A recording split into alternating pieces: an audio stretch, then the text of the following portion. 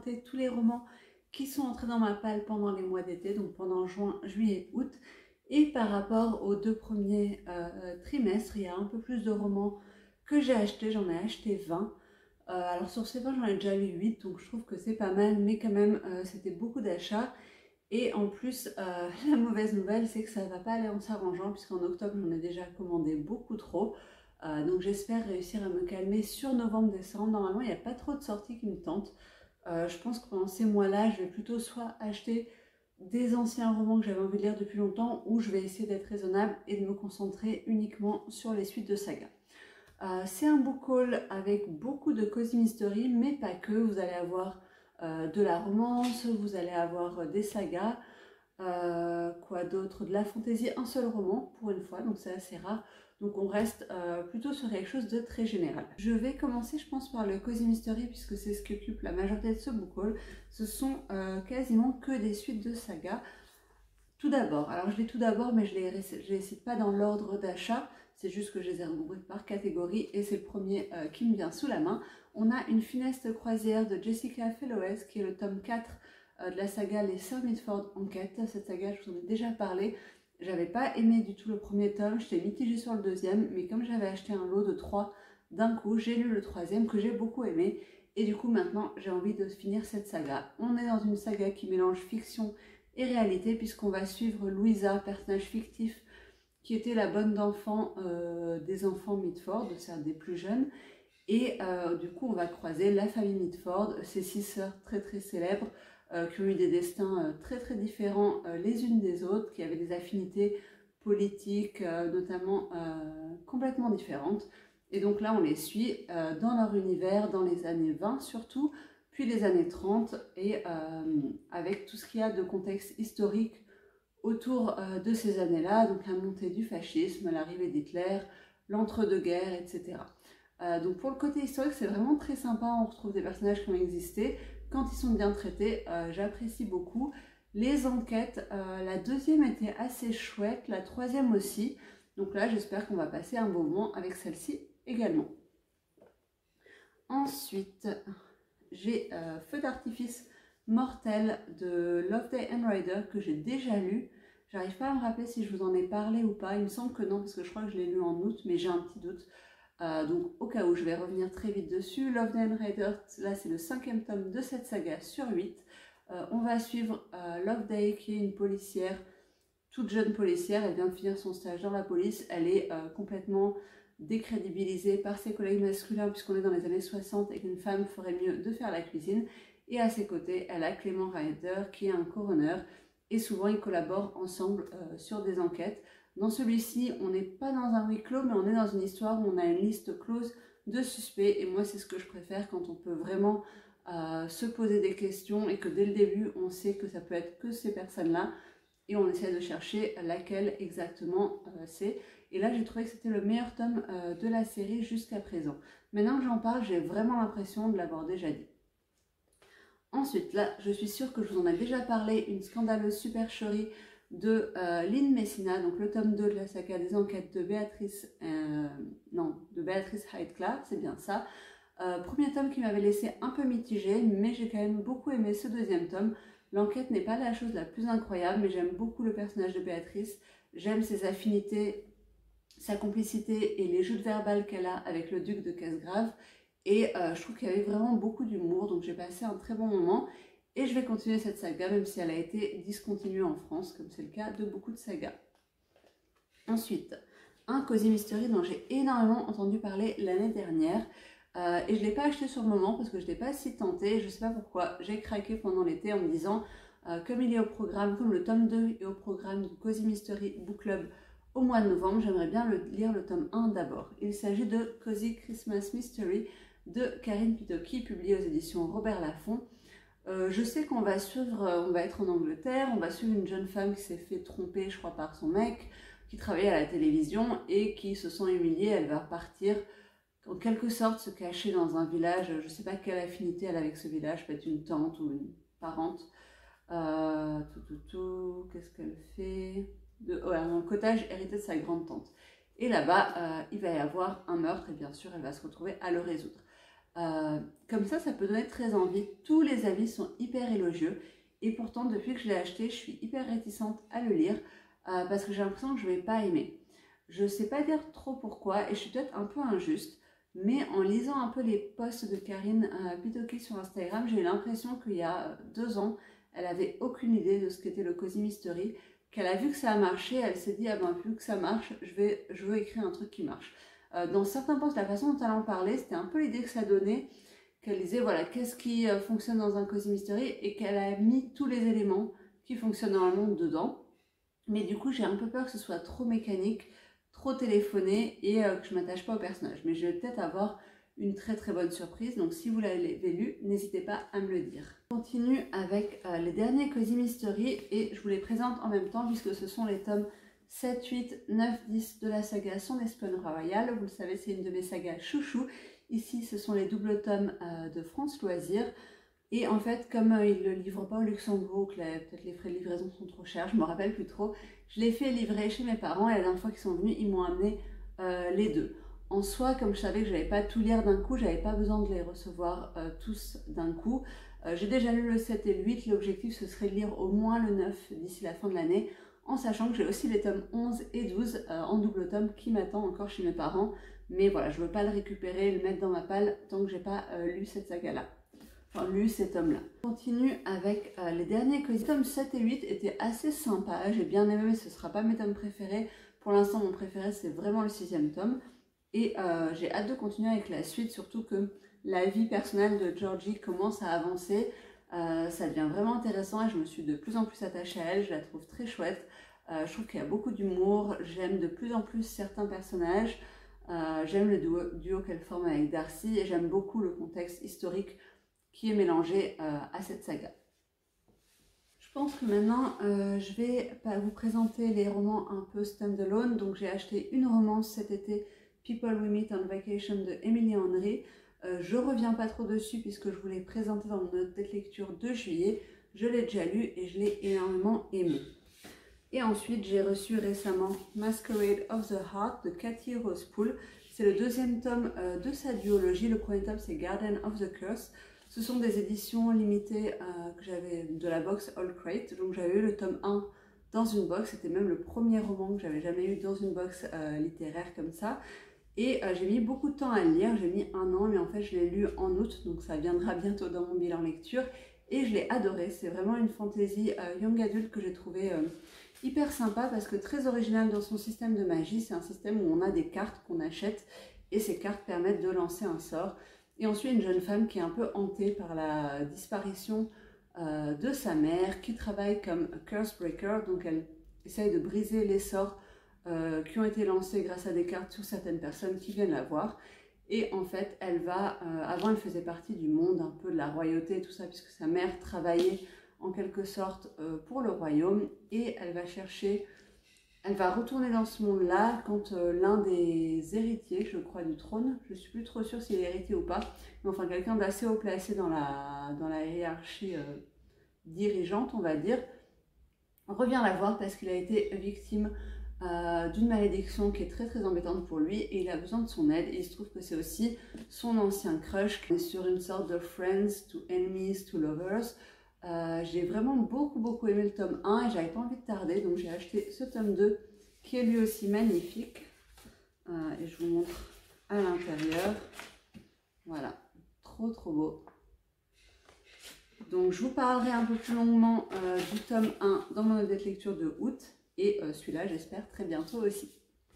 Ensuite, j'ai tous ces romans à vous présenter et pourquoi j'en parle en même temps, c'est parce que j'ai fait une trop bonne affaire et j'étais trop contente.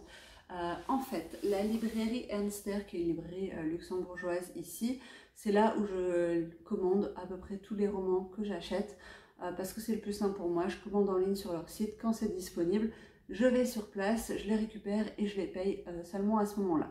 Ça m'arrange beaucoup parce que même si c'est une librairie très chouette, elle a quand même certains défauts, notamment le fait que certaines commandes n'arrivent absolument jamais. Parfois je viens et on me dit que le livre que j'ai commandé n'est pas disponible et j'envoie 10 exemplaires en rayon. Donc bref, il y a quelques cafouillages. C'est pour ça que je préfère payer seulement une fois que j'ai le livre et pas être débitée tout de suite. Bref, il se trouve que j'avais un voucher de 25 € dans cette librairie que j'avais l'intention d'utiliser. Donc j'ai commandé pas mal de livres qui me tentaient et souvent j'attends d'en avoir que plusieurs soient arrivés pour y aller et pour les récupérer.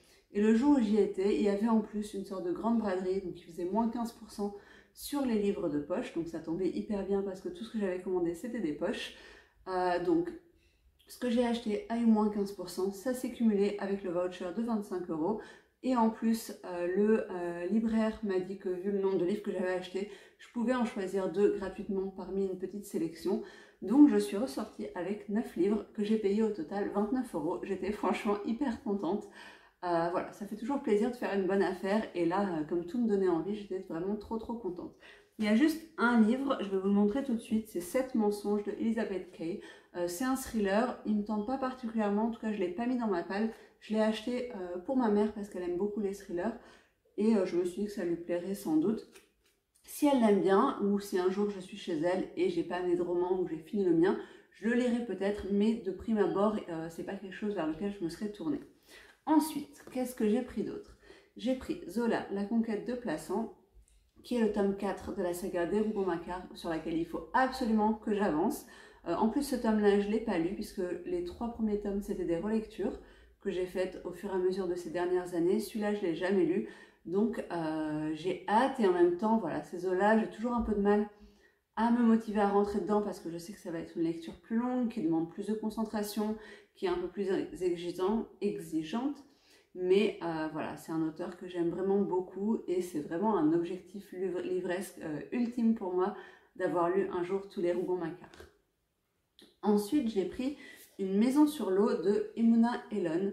Dans ce roman-là, on va suivre un écrivain israélien qui va venir à Amsterdam, qui est sa ville natale, je crois, pour faire une dédicace de livre, malgré la promesse qu'il avait faite à sa mère défunte de ne jamais revenir. Et en fait, je crois, en visitant un musée, le musée historique juif, il va voir une photo de sa mère qui tient un bébé dans les bras. Et ce bébé, ce n'est pas lui. Donc à partir de là, il va se poser la question de qui est cet enfant sur la photo. Et il va y avoir tout un travail de remonter dans le temps, de recherche historique et de recherche sur son passé. Ce roman a eu des avis qui vont de très élogieux à très mitigés. Il y a des personnes qui n'ont pas du tout accroché avec le style du roman. Des gens qui en attendaient beaucoup d'après le thème et voilà, qui ont été très déçus par la façon, par la forme en fait. Donc voilà, je suis assez curieuse de voir ce que ça va donner. Mais moi, il me tentait pas mal. Il est pas très gros, il fait à peu près 360 pages. Donc j'espère le lire bientôt également. Si vous suivez Audrey Bookenjoy sur Instagram, vous savez qu'elle présente toujours des romans d'une façon tellement éloquente qu'on n'a qu'une envie, c'est de se jeter sur ce qu'elle défend, ce qu'elle publie. Et elle a très bien parlé du livre Une vie bouleversée de Etty Hillesum. Et en fait, c'est le journal de cette jeune fille qui est morte assassinée à Auschwitz, mais qui a beaucoup de réflexions au-delà de la période historique extraordinaire, dans le sens peu connu, hein, pas dans le sens incroyable, qu'elle a vécu. Elle va beaucoup partager de choses sur sa vie, sur ses émotions, sur les rapports hommes-femmes.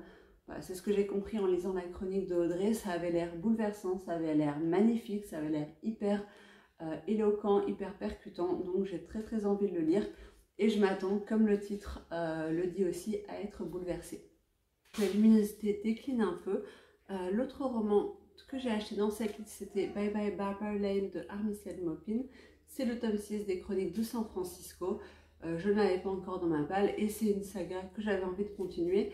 Là encore, je l'ai lu assez récemment, donc je l'ai lu en septembre. Donc d'ici quelques mois, vous devriez avoir mon avis dessus. Un autre roman que j'ai aussi lu en septembre, c'est Le silence des repentis de Kimi Cunningham Grant. Roman dont j'avais énormément entendu parler avec beaucoup de bons avis, qui m'avait été aussi conseillé par un abonné de cette chaîne qui me disait que c'était vraiment génial et qu'il fallait absolument que je le lise, et il avait raison, c'était un très beau roman. Ça n'a pas été un coup de cœur, mais j'ai passé un très bon moment avec ce roman dans lequel on suit un homme qui, suite à quelque chose qu'il a fait qui n'était pas bien, vit reclus dans les bois avec sa fille qui n'a jamais connu autre chose que ce monde-là, cette petite cabane, la forêt qui les entoure. Chaque année, ils comptent sur un ami au père pour leur amener des vivres qui va leur permettre de survivre l'hiver. Mais cet hiver-là, l'homme ne vient pas et ils doivent trouver une autre solution. Et il va y avoir plusieurs événements qui s'enchaînent et qui vont dérégler leurs routines, leurs habitudes et les exposer au monde, et ce qui va rendre leur relation à la fois un peu fragile, mais aussi la poursuite de ce mode de vie très difficile. Ensuite, un roman que j'avais très hâte de lire, c'est Petite fille perdue de Angela Marsons. J'aurais peut-être dû le lire avant d'être maman d'une petite fille, parce que dans ce roman, on va suivre l'inspectrice Kim Stone. Donc c'est une saga, c'est le 3e tome, j'avais beaucoup aimé les 2 premiers.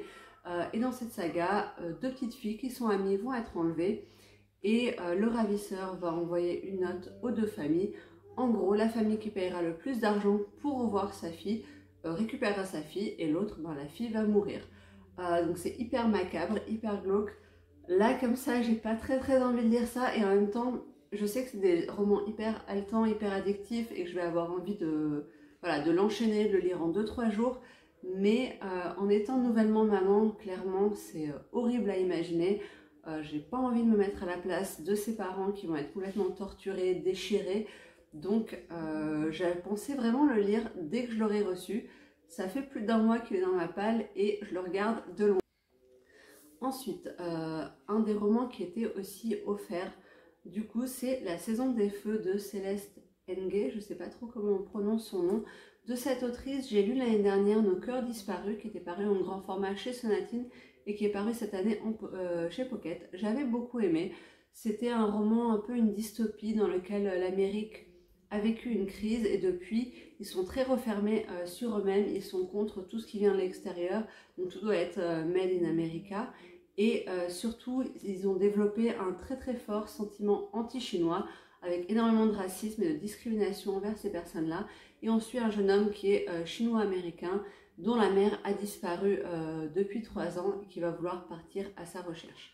Dans ce livre-là, pardon, on est dans une autre histoire, on est dans une banlieue un peu parfaite, à la Desperate Housewives, vous savez, ces banlieues américaines où on a l'impression que toutes les maisons sont les mêmes, que toutes les familles sont les mêmes, sont sans histoire, alors qu'en fait, il y a plein de secrets, parfois un peu glauques, parfois un peu macabres, qui s'y cachent, et c'est ce qu'on va suivre. J'ai pas trop lu la suite. Non, ouais, voilà. Je pense que c'est 2 familles qui vont être opposées l'une à l'autre. On a une famille, un peu la famille modèle, et une autre famille qui va être un peu plus en dehors des normes, et il va y avoir un peu une explosion de drame, de ce que j'ai compris. J'ai très hâte de le lire. Vraiment, c'est un roman que j'aurais jamais acheté normalement, parce que j'en avais pas spécialement entendu parler, et comme ça le titre ne m'attirait pas. Je m'étais pas du tout penchée sur le résumé, mais quand je l'ai vu dans la liste des romans proposés, j'ai sauté dessus, et depuis, c'est peut-être un des romans de ma palle qui me donne le plus envie. Et enfin, un autre roman que j'ai acheté, que j'avais très envie de lire depuis longtemps, Les 12 tribus d'Alti de Ayanna Matisse, chez Gallmeister. Donc j'adore vraiment cette maison d'édition, je me dis que vraiment il faut que je la découvre de plus en plus. Et c'est un roman qui me faisait très envie depuis longtemps. Et là je me suis dit, c'est l'occasion de se lancer. Donc on va être à Philadelphie en 1923. Et on va suivre une jeune femme qui fuit son sud rural et la ségrégation qui avait eu lieu. Ouais, c'est ça. Le sud rural et la ségrégation. J'étais focus sur l'esclavagisme, et je me disais, non, mais c'était déjà aboli. Effectivement, donc c'est toujours l'époque de la ségrégation. Et on va suivre sa vie, on va suivre, je crois, la vie de ses enfants, puisqu'elle va avoir 12 enfants. Ouais, non. Elle va avoir 5 fils, 6 filles et une petite fille. Donc voilà, on va suivre en fait l'histoire en partant d'une femme, et sur les générations d'après, les ramifications. Ça a l'air très beau, ça a l'air assez bouleversant, parce que généralement Gallmeister ne fait pas des romans faciles à lire, mais j'ai très hâte de le découvrir. Un autre roman que j'ai acheté un peu plus tard, c'était Pour l'honneur de tous les miens de Amanda Skenandor, et celui-là aussi je l'ai déjà lu. J'ai beaucoup aimé, ça m'a donné envie de lire les autres romans qu'elle a pu écrire. Initialement, il était paru chez Faubourg Marigny, et comme Gallmeister, c'est une maison d'édition sur laquelle j'aimerais me pencher un peu plus. Jusqu'à présent, j'ai lu 5 de leurs parutions, mais clairement, à chaque fois qu'ils sortent un titre, presque, j'ai envie de le lire. Et je sais pas, je me lance pas parfois, mais là, ils ont quand même pas mal de sorties poche, donc ce serait vraiment un de mes objectifs pour 2025. Mais là, on va dire que j'anticipe un peu trop les vidéos sur mes objectifs 2025, sur ce que je prévois de mon année de lecture.